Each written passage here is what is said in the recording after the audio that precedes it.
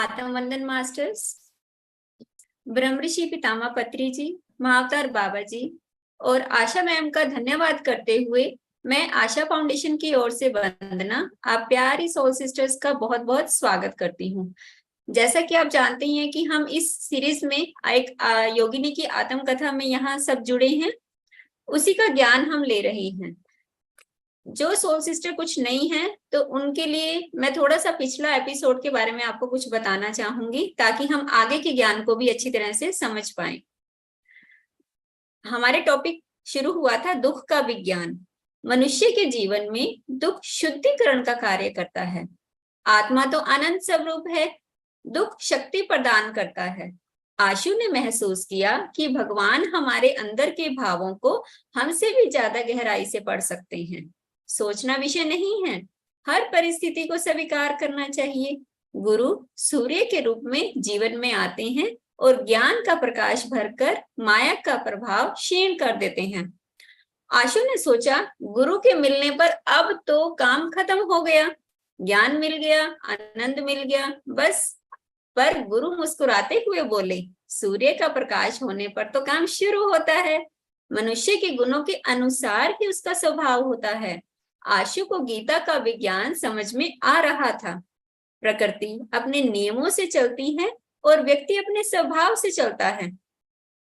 किसी को किसी के बीच में भी दखल देने की जरूरत नहीं होती। किसी को खोने के ख्याल से ही आत्मा कांप उठती थी। ये बातें तब तक ही होती हैं जब तक आप किसी गुरु से मिलके उनके ज्ञान से वंचित रह जाते हो। सत्संग में ही हमें पता चलता है कि हम मात्र देह नहीं है, मृत्यु मात्र नाटक है। 11 दिसंबर को आशु के पिता को अस्पताल में भर्ती होना पड़ा। 13 दिसंबर रात्रि को 10 बजे से अपनी बहन मंजू और कविता के साथ आशु ने अखंड महामृत्युंजय जाप शुरू कर दिया। सुबह 10 बजे आशु को अपने पिता की देह त्यागते त्यागते ही खबर मिलती कि उसे महकते गुलाबों की खुशबू आ रही थी। आशु की स्थिति अडोल थी। आशु को पूरा यकीन था कि उनके पिता जन्म मृत्यु के चक्र से मुक्त हो चुके हैं और उनके पिता द्वारा साय के रूप में संदेशा देना कि मैं गोलोक धाम जा रहा हूं, इस बात को, उनके इस सत्य को और भी मजबूत बना दिया। तो मेरी प्यारी सोल सिस्टर्स, ये हमारा पिछला अध्याय था। तो आगे की ऊर्जाओं से जुड़ने के लिए आपको जैसे कि पता ही है, उससे पहले हम 5 मिनट मेडिटेशन करेंगे और आगे के ज्ञान को लेने के लिए उनकी ऊर्जाओं से जुड़ते हुए, तो चलिए मेरी प्यारी सोल सिस्टर्स, हम मेडिटेशन में बैठते हैं। एक सुखदायक आसन में बैठिए। अपने पैरों को क्रॉस करते हुए अपने हाथों को क्रॉस कीजिए और प्यार से अपनी आंखों को बंद करते हुए अपनी प्यारी और नाजुक सांसों के साथ एक हो जाइए।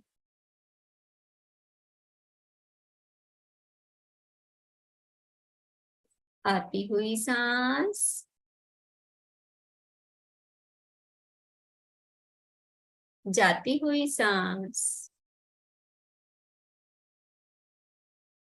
आती हुई सांस, जाती हुई सांस।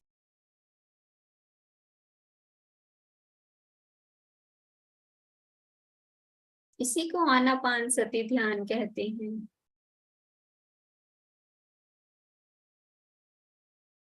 आना मीन्स आती हुई सांस, अपाना मीन्स जाती हुई सांस। जब हम आती और जाती सांसों के साथ एक हो जाएं,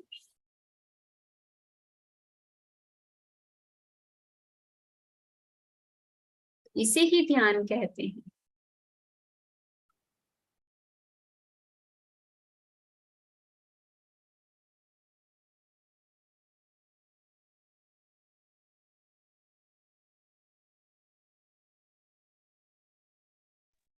धीरे धीरे गहराई में उतरते जाइए।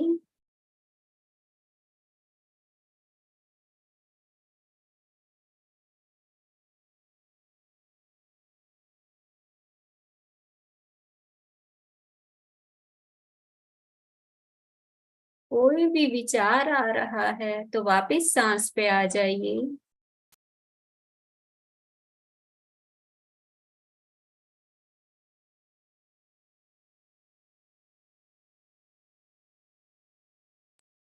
अपने पैरों के तलवों को महसूस करते हुए उसे रिलैक्स अवस्था में लेके जाइए।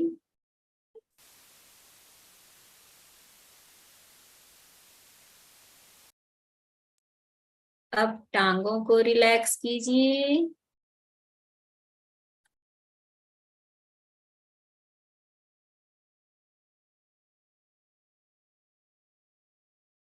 अपर पोर्शन को रिलैक्स कीजिए।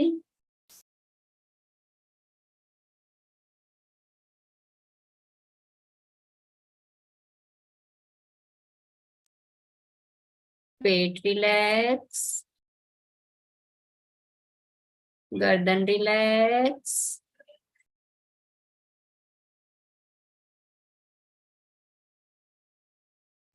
पूरे सिर तक अपने आप को पूरी तरह रिलैक्स महसूस कीजिए।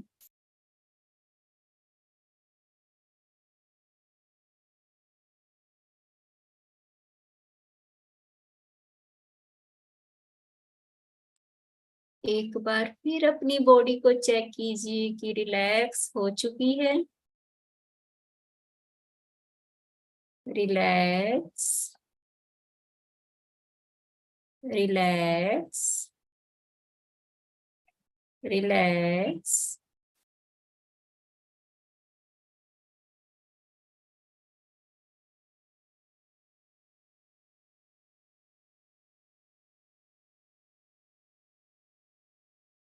अब महसूस कीजिए ब्रह्मानंद से आ रही उस परमात्मा की ऊर्जा को, जो आपके सिर से होते हुए धीरे धीरे आज्ञा चक्र से होते हुए विशुद्धि चक्र तक आ गई,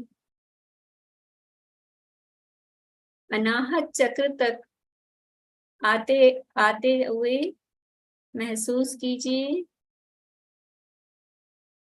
मणिपुर चक्र, स्वादिष्टान चक्र, मूलाधार चक्र पर आकर पूरी बॉडी में परमात्मा की एनर्जी समा गई।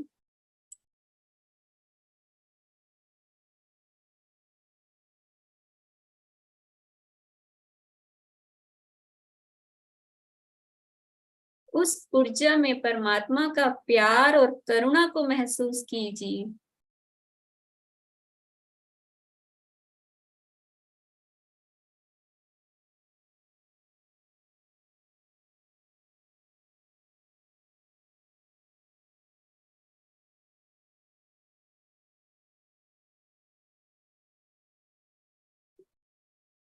एक मिनट और मास्टर।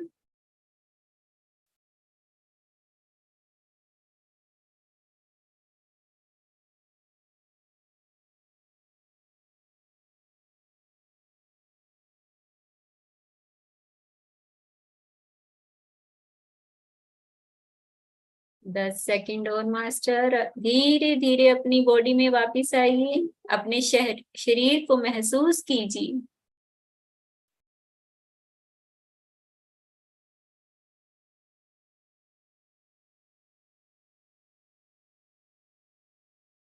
नौ, आठ, सात, छ, पांच, चार, तीन, दो, एक, शून्य। अब धीरे धीरे अपने हाथों को अपने दोनों आंखों पर रखते हुए उस यूनिवर्स का धन्यवाद, उस परमात्मा का धन्यवाद, हर गुरु को धन्यवाद देते हुए, इनविजिबल मास्टर्स को धन्यवाद देते हुए, अपनी बॉडी को धन्यवाद देते हुए, thank you, thank you, thank you. हंसते हुए अपनी आंखों को खोलिए मास्टर्स।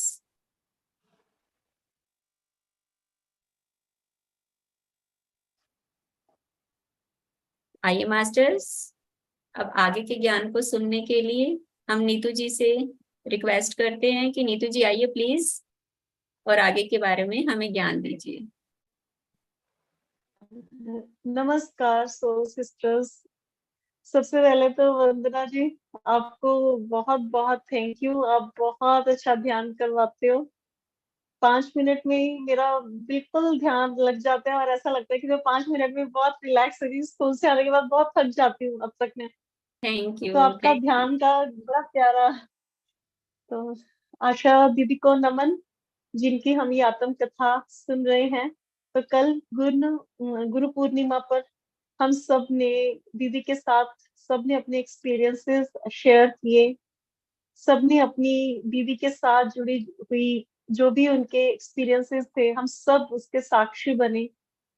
तो ऐसी अ, प्यारी सोल के हम चरणों में बैठ के ज्ञान को अर्जित कर रहे हैं। हम सबका ये बहुत बहुत बहुत बड़ा सौभाग्य है।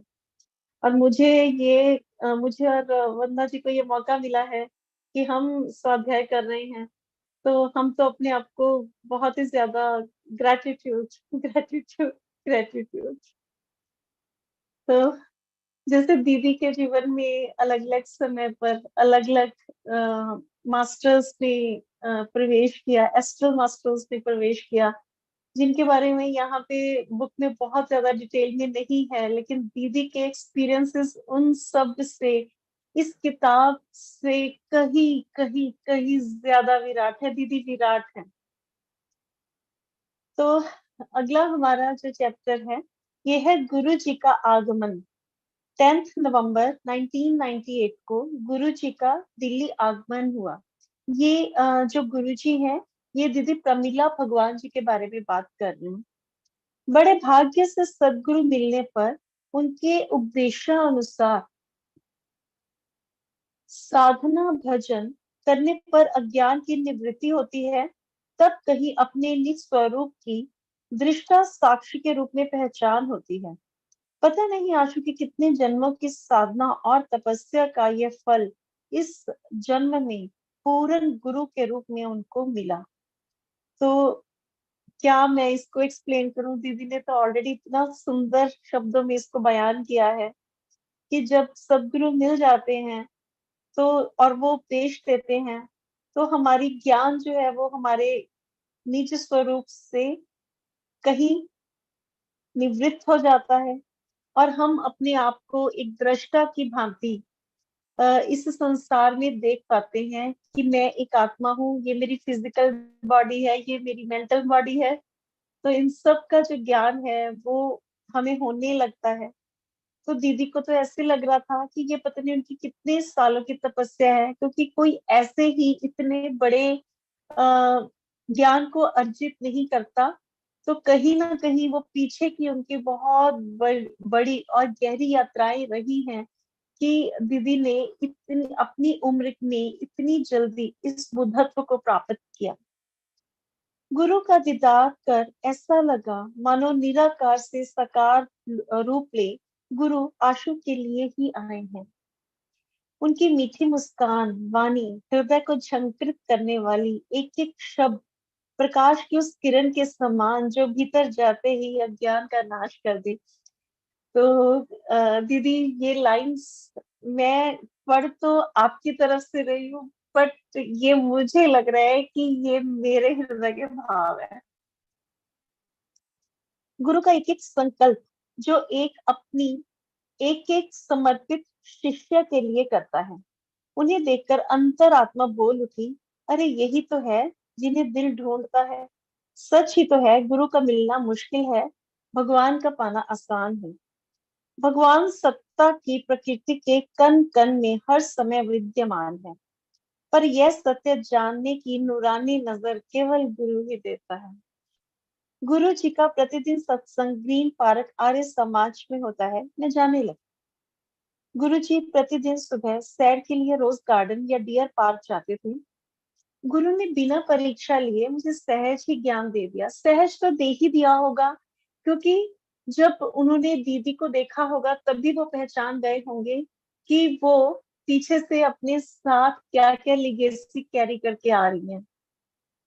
बच्चों की तरह स्वयं गुरु ने पूरी देखभाल की, एक माँ की तरह, कुम्हार की तरह, सुनार की तरह, और एक एक को तैयार किया।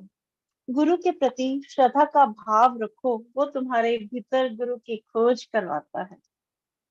तो समझ में आ रहा है दीदी कि आपने एक आवाज दी और हम सब इधर उधर से ये बिखरे हुए आपके दाने, आपकी माला, आपने जो माला बनानी स्टार्ट करी, हम वहां पे आके अपने आप उसमें डलने स्टार्ट हो गए आपकी एक आवाज पर। तो अब समझ में आ रही है सारी चीजें।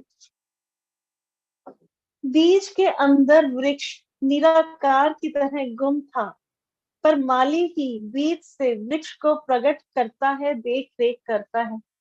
तो कितनी संभावना होती है एक बीज में।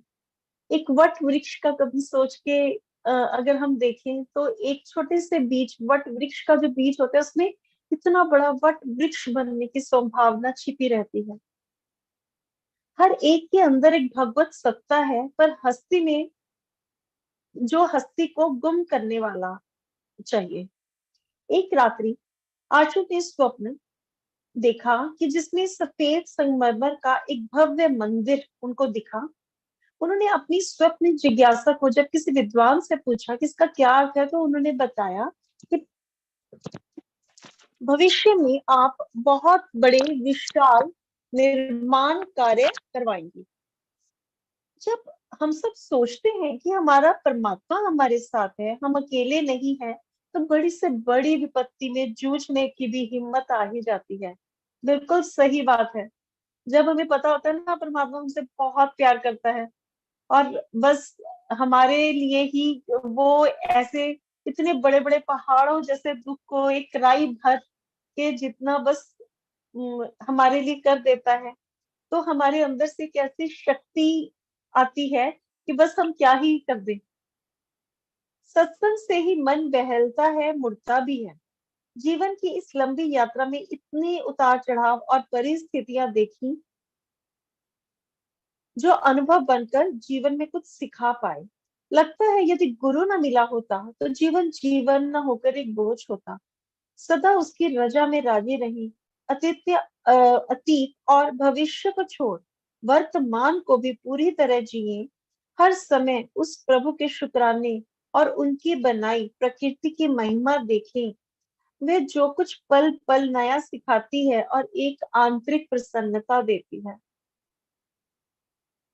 10 नवंबर ग्रीन पार्क आर्य समाज में प्रातः 10:30 बजे सत्संग हो रहा था।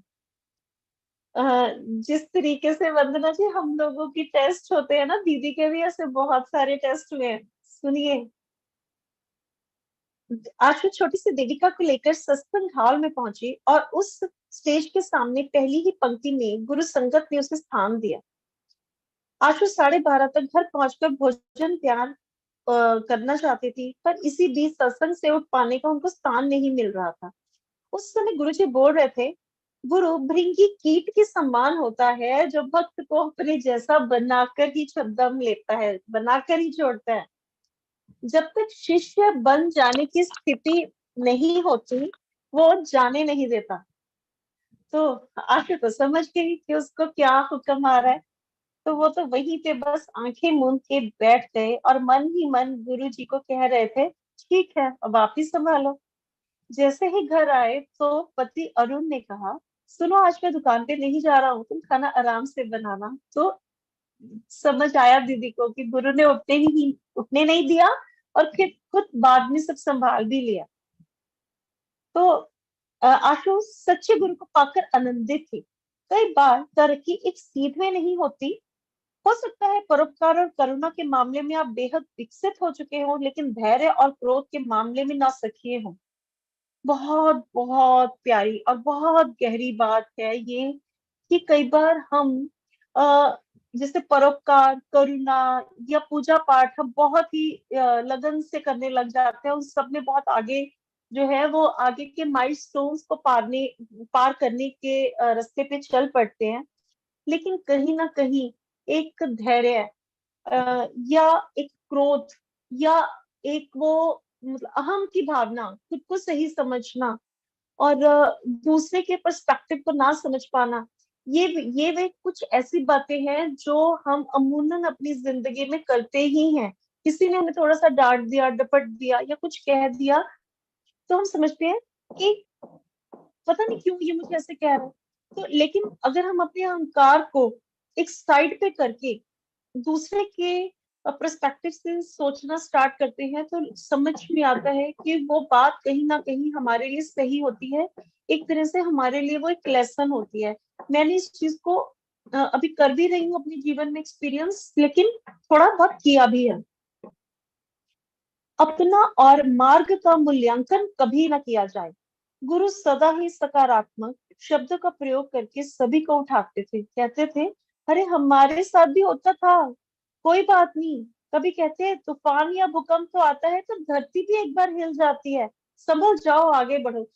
फ्रेंड्स, ये इतनी इतनी बड़ी गहरी खूबसूरत बात है कि जो हम कई बार गलतियां करते हैं, हमारे टेस्ट होते हैं और हम उन टेस्ट में पास नहीं हो पाते, और फिर अपने मन में गिल्ट की भावना लेके चलते हैं कि नहीं, हम तो टेस्ट में पास नहीं हुए। तो फिर वही बात यहाँ पे लिखी गई है कि ऐसा नहीं है, कि हमें खुद के लिए भी फॉरगिवनेस को इम्पोर्टेंस देनी चाहिए। जीवन में हमारे टेस्ट होते हैं और वो होते ही रहेंगे, हम पास या फेल भी होते ही रहेंगे, बट द इम्पोर्टेंट इज कि हम उससे लेसन लें।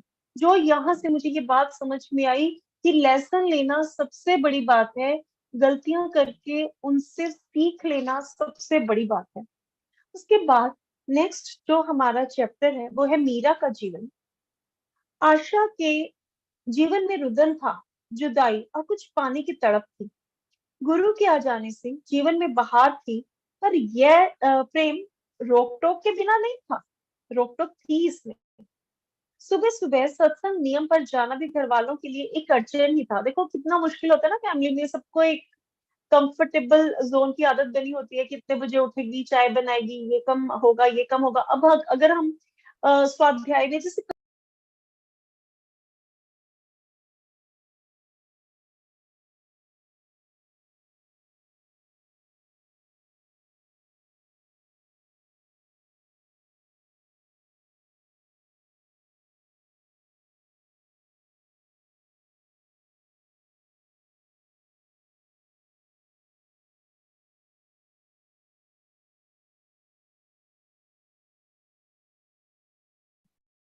मास्टर, शायद ये हमारी परीक्षा की घड़ी है।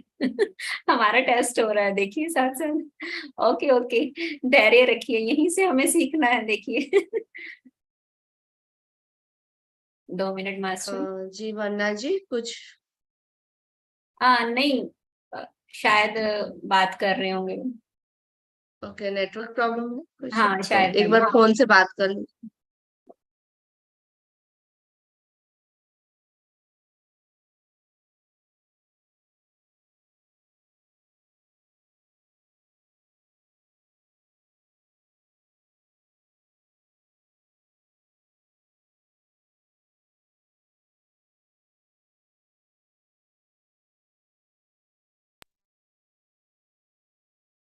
मास्टर, समय को व्यर्थ ना कीजिए। ओके, आइए। नीतू जी अनम्यूट करिए पहले। नीतू, नीतू, नीतू अनम्यूट आप करो। सकते हो, आप नेटवर्क अनम्यूट इशू आ करें। रहा है। नहीं, मैं अनम्यूट हूं। मैं अनम्यूट, ओके। अभी अभी ठीक है, आवाज हाँ, आ रही है? आवाज आ रही है। Okay okay okay, 1 minute.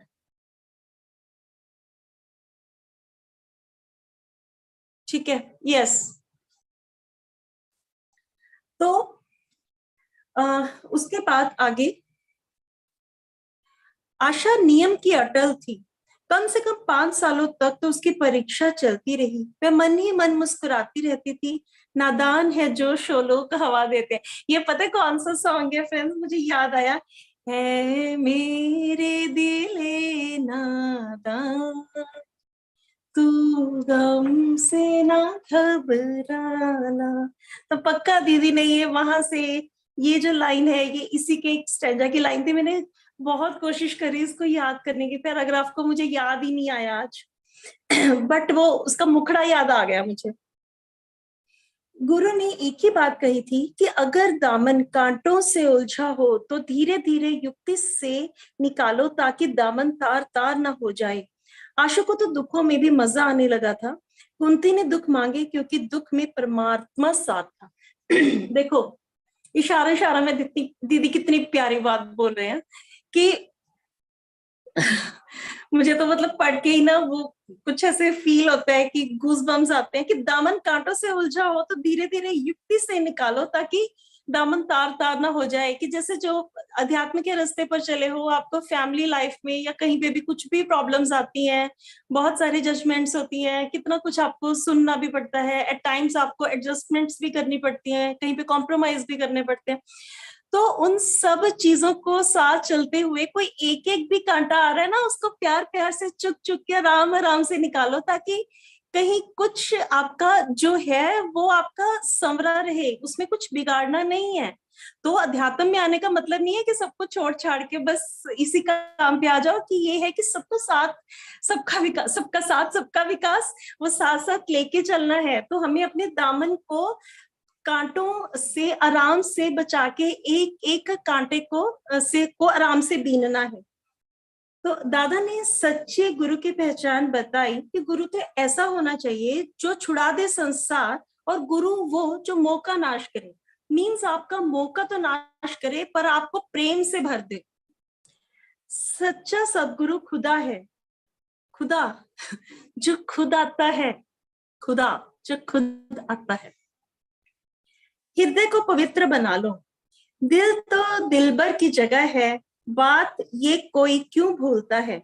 आशु अपने हृदय रूपी शीशे को चमकाने में लगी रही ताकि कोई मैल ना रहे। वो अपने हर तरीके से हर चीजों के साथ अवेयर होकर कि कहाँ पे मुझे गुस्सा आ रहा है, कहाँ पे मुझे क्रोध आ रहा है, कहाँ पे मुझे किस चीज की सफाई करनी है, वो अपने अंतर मन की कंप्लीटली वो सफाई में लगी हुई थी ताकि वो जो भी कोई अड़चने हैं जीवन में, उनके रास्ते में इस अध्यात्म की उन्नति, वो मतलब पूरा इसका साइंस समझ गई थी कि अध्यात्म पे काम करने के लिए किस तरीके से आपको सबसे पहले अंदर की सफाई करनी पड़ेगी। अंदर की सफाई होगी तो आप इस रास्ते पर आगे बढ़ पाओगे, चल पाओगे। गुरु ने नरेंद्र को विवेक देकर विवेकानंद बना दिया। बताया कि सूर्य और किरणें जुदा नहीं है। वैसे तो गुरु ने आशु के प्रश्नों का निवारण किया। आशु अर्जुन सदृश प्रश्न पूछती रही और गुरु मुख से उत्तर पाती रही। एक एक उत्तर उनके हृदय में समा जाता था। विवेकानंद जी के सिर पर जब गुरु जी ने हाथ रखा तो उनकी समाधि लग गई थी। उससे पहले तो ना विवेकानंद पूछते ही रहते थे, भगवान कहाँ है, भगवान कहाँ है, मुझे तो नहीं दिखाई देते। तो एक दिन फिर उनके गुरु ने कहा, चला तेरे को दिखाता हूँ, गुरु तेरे को मैं बताता हूँ कि भगवान कहाँ है। उन्होंने जैसे ही उनके ऐसे करके ऐसे चोट की उनके माथे पर और वो काफी देर के लिए गुम हो गए। और फिर उसके बाद जब उनको होश आया तो वो बुद्धत्व को प्राप्त हो चुके थे। शक्ति तो सभी में होती है लेकिन गुरु प्रकट करता है।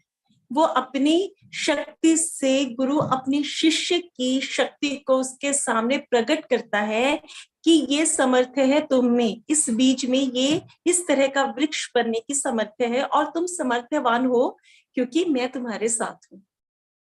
स्वयं गुरु ही शिष्य को उपलब्ध होता है, उसे प्रेम कर उसकी श्रद्धा की डोर में बंधता है और शिष्य को जन्म जन्मांतरों से मुक्त कर देता है। मतलब यहाँ तो अब तो मुझे ऐसे पक्का ही ये चीज तो समझ में आती है कि जब आपका गुरु आपके साथ होता है ना, तो आपके जैसे वो होली लोहड़ी में होता है ना, तो हम आग जलाते हैं उसमें लकड़ियां लगा के, तो वो हमारे जो कर्मों का वो जाल है ना, जाले वाला कर्मों का कर्म जाल, वो बिल्कुल ऐसे जल जाता है जैसे बस उसको आग दिखाई और वो भस्म ही हो गया। उसे प्रेम कर उसे श्रद्धा की डोर से बंधता है और शिष्य को जन्म जन्मांतरों से मुक्त कर देता है। शिष्य में गुरु को पढ़ने की ताकत नहीं है। ओह, शिष्य में गुरु को पढ़ने की ताकत नहीं है। एक नदी को नहीं पता कि समुद्र की था कहाँ पे है, नहीं, वो उसका पार नहीं पा सकती। बस गुरु को अपनी श्रद्धा देनी होती है, एक अनकंडीशनल समर्पण, एक अनकंडीशनल ग्रैटिट्यूड कि हाँ वो उन्होंने जो कह दिया, जो कर दिया, बस इसके ऊपर कुछ नहीं, कोई क्वेश्चन नहीं। गुरु तुम्हारा व्यवहार परमार्थ पर सिद्ध करा देता है। बादल बरसे ऋतु जब आए, आशु के सदगुरु बरसे नित्य। गुरु जी बोले, गुरु सहज ही उपलब्ध होता है, चलते चलते सरे राह मिल जाता है। आशु तुरंत बोल उठी, मैं तो गुरु जी के लिए वर्षों तड़पी हूं तो आप मिले हैं। तो गुरु ने मुस्कुराकर कहा, यूं तो पानी सभी पीते हैं, पर प्यासे को पानी की कदर सबसे ज्यादा होती है। कि बस इसको क्या एक्सप्लेन करूं। गुरु जी के मोहने वाली सूरत, प्रेम वर्षा करने वाली मुस्कान आशु का चैन चुराती थी। एक खूबसूरत सी बात आती है, अगर आपकी आंखों में प्रेम है तो आपको सारी दुनिया में लोग अच्छे लगेंगे और प्यारे लगेंगे। मीन्स आपको, अगर आपको आपके अंदर प्रेम प्रकट हो गया, अगर आपके अंदर सबका आपका वो हार्ट चक्र खुल गया, आपका या फतह हो गया, तो फिर आपको आप सारी दुनिया से प्यार करोगे, ये बात तो तय है, ऐसा होगा ही। लेकिन अगर उसी के साथ आपकी जुबान भी मीठी है और प्यार से भरी है, तो लोग आपसे प्यार करेंगे। अमेजिंग, बहुत ब्यूटीफुल बात बोली गई है। ये सच्ची बात है कि ज्ञान से पहले ना मेरी आंखों में प्रेम था, ना जुबान में मिठास थी।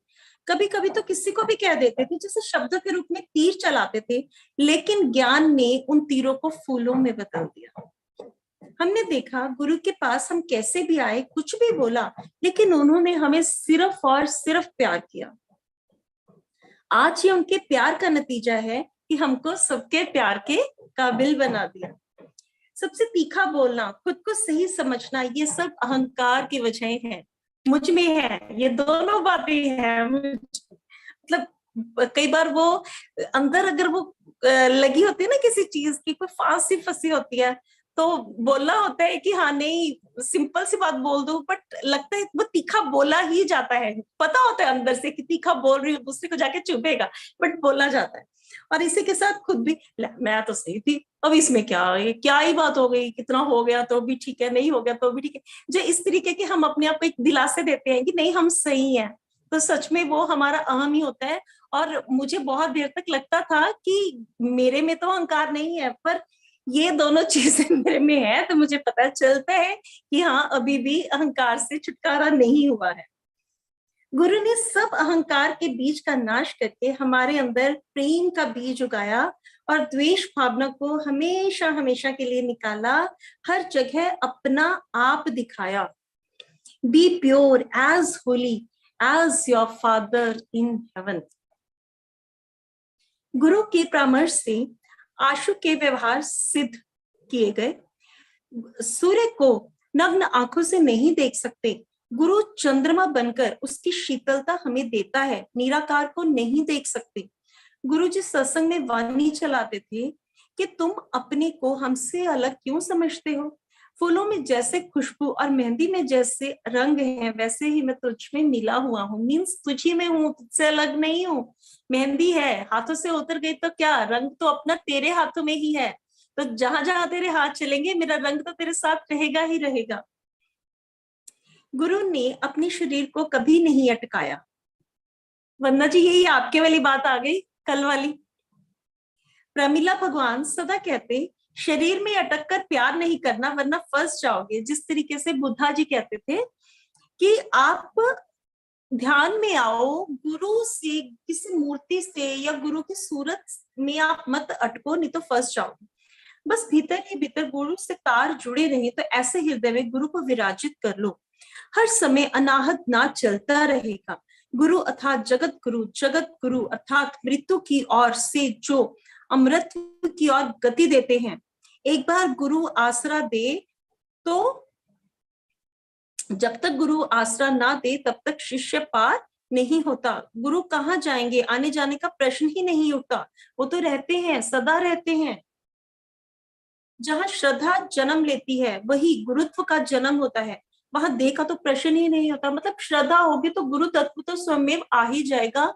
और यहाँ पर देह तो बीच में कहीं आती नहीं है, तो देहधारी रहे हो गुरु ना रहे हो, जब आप भावनात्मक रूप से उनसे जुड़े हुए हो तो उनकी एनर्जी आपके लिए वर्क करेगी ही करेगी। जैसे कि आशा दीदी को ओशो रजनीश अपने जाने के कितनी देर के बाद भी उनके पास, वो उनके ड्राइंग रूम में आ जाते थे, उनको मिलते थे।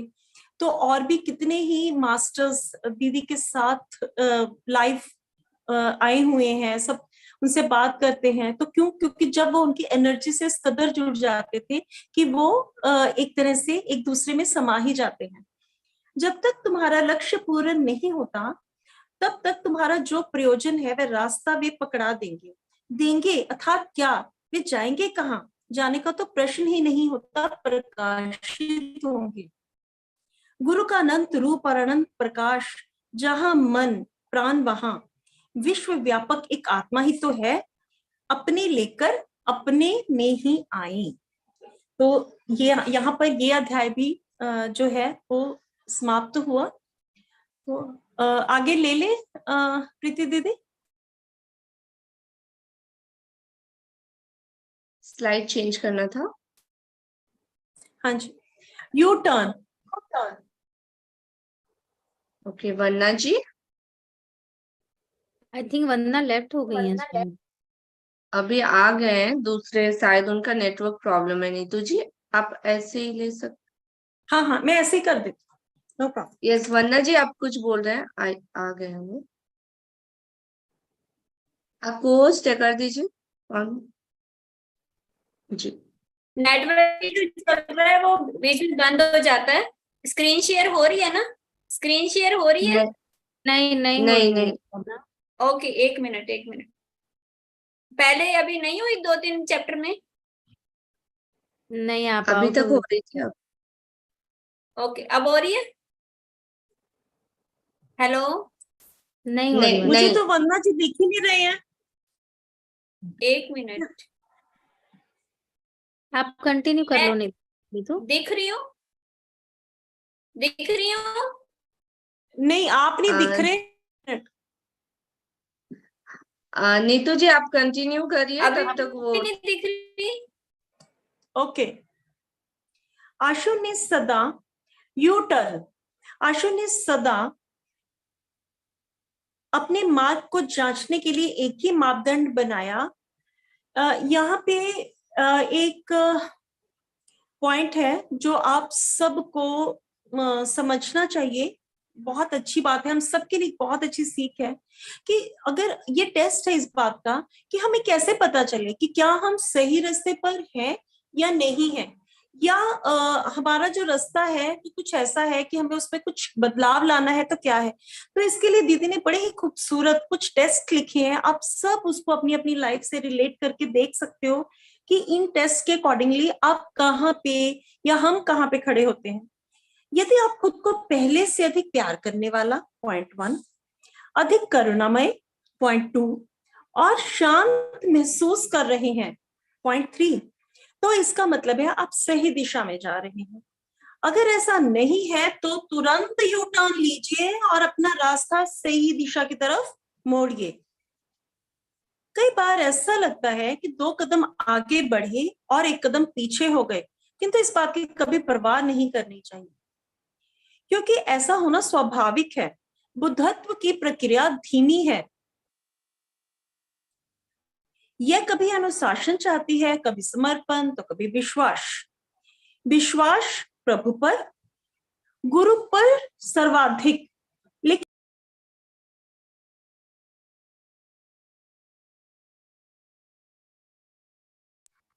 उससे भी अधिक खुद पर, सर्वाधिक अपने पर भरोसा, तभी यह मार्ग चुना जा सकता है। एक दिन आशु ने गीता की कृष्ण को वादा याद कराया। कृष्णा, आप कहते हो कि तू 1 कदम तो बढ़ा। हुआ यूं कि आशु को स्कूटर की हड़ताल वाले दिन सत्संग जाना था। वे घर से बस द्वारा ग्रीन पार्क उतरी और 1 कदम बढ़ाकर मन से बोले, भगवान मेरा 1 कदम हो गया, अब आप आ जाइए। तो यहाँ पे देखो कितना मतलब प्यारा टेस्ट है जो एक तरह से दीदी के मन ने लिया कि चलो कि कृष्णा, आप तो कहते हो कि अगर कोई 1 कदम आगे बढ़ाएगा आपका भगत तो आप 10 कदम आगे बढ़ाओगे। तो हड़ताल थी, ऑटो रिक्शा वाले मिल नहीं रहे थे, तो दीदी बस से उतरे, अब ग्रीन पार्क की तरफ जाने लगे। जैसे वो बस से उतरे, उन्होंने एक स्टेप लिया और खुद से कहा कि मैंने एक स्टेप ले लिया, अब आप आओ, 10 स्टेप लेके आप आओ, तो दिखाओ आप कहाँ पे हो, कैसे आते हो। इमीडिएटली दीदी के पास आके एक जो सत्संग घर पे जाने वाले लोग थे, उनकी कार आके रुकी और उन्होंने दीदी को बिठा लिया।